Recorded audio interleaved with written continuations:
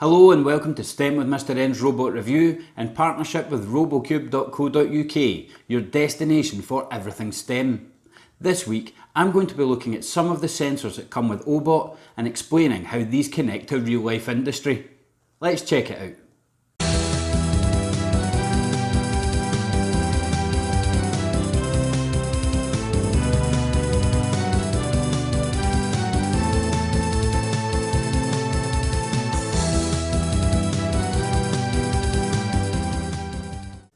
As well as a standard Ohbot, you can purchase different accessories such as glow eyes and different sensors. This week I'm going to be looking at the tilt, touch and camera sensors with Ohbot. The tilt sensor attaches to a slot in the back of Ohbot called the O-brain and comes with a sticky strip if you want to stick it down onto the Ohbot. I've decided to leave mine hanging loose in a spiral at the front. I'm now going to show you how to code the tilt sensor. You'll see I've got my standard coding sitting here that I like to have for Ohbot to blink and to recognise when he's speaking so that his lips move. Into this I'm going to add in the tilt sensor coding. First I'm going to put in the when green flag clicked box, and I'm going to go into controls and add in a forever loop. This means this programming will keep going until I tell it to stop. Inside the forever loop I'm going to put in an if something then loop, which is to say if this happens then do this. From sensing I'm going to find the one that says input tilt and I'm going to drag it over to attach it into my if loop. Now if my Ohbot is tilted, that means somebody is probably trying to take him. So I want to set appropriate coding for what Ohbot should do if he finds that he is being tilted.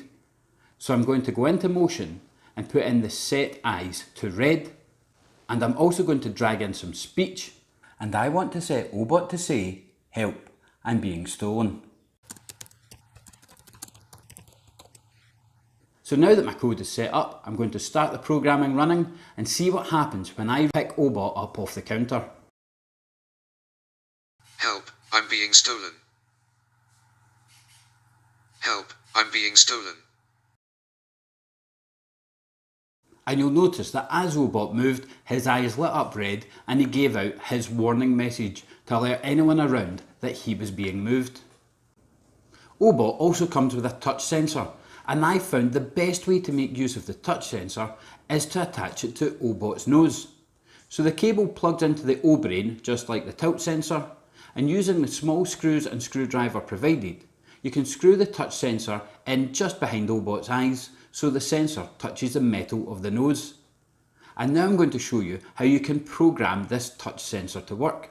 So underneath my tilt coding, I'm going to go into events and put in another when green flag clicked, into control, put in another forever loop, and also put in an if this then loop, just like I did for the tilt coding.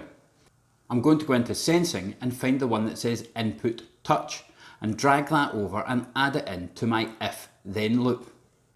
I want Ohbot to respond appropriately if somebody touches his nose. So I'm going to pull out from motion the set eyes to purple, and from speech I'm going to add in a speech block and have Ohbot say, don't touch my nose. I'm then also going to go into motion and tell him to set his eyes to off. So it's just a short action and then his eyes will go off again. Now that that coding's set up, I'm going to start it running and see what happens when I reach round and touch Ohbot on different parts of his nose. Don't touch my nose. Don't touch my nose. You'll see that Ohbot ran the programming successfully and responded every time his nose was touched. One of the other things you can purchase as an extra for Ohbot is a camera. So I'm going to set the camera up on my Ohbot just now. You can either use a headband and screw it into the top of Ohbot above his eyes, or you can use a sticky velcro strap that's also provided and attach it to the bottom of Ohbot, and it is this option that I am going with. So I'll stick down the velcro strap, open up the clip on the camera and attach it onto the base of Ohbot. Now that the camera is set up, I want to program it so that the camera will recognise movement, so that Ohbot can work as sort of a guard robot.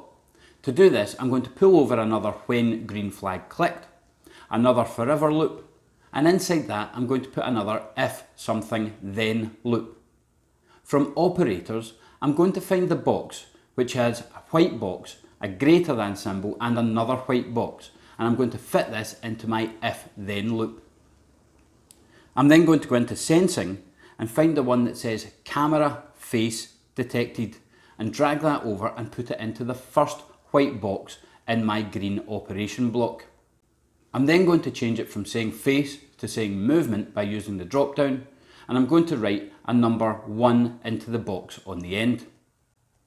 From motion, I'm going to pull out the set eyes block and set it to orange, and I also want Ohbot to speak, so from speech I'm going to pull out a speaking block and have Ohbot say stop, who's there? Now that I've got that programming set up, I'm going to start the code running, pass my hand round in front of Ohbot and see if it detects the motion of my hand. Stop. Who's there? And you'll notice that when I pass my hand round in front of the camera, Ohbot does carry out the code that I asked it to do. You can also program the camera to recognise if a face has appeared in front of it. To do this, I'm going to change the movement drop down to face and change the number 1 to a 0, so that when more than no faces appear in front of the camera, it will follow out the coding underneath. I'm going to change the eye colour to green, and I'm going to change what it says to hello, who are you? And now that that's set up, I'm going to start the code and move round in front of Ohbot and see what happens.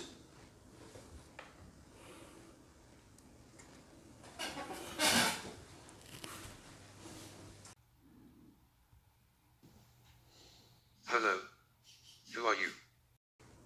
And it worked. Ohbot recognised a face had appeared in the camera and it followed the programming that I'd asked it to do.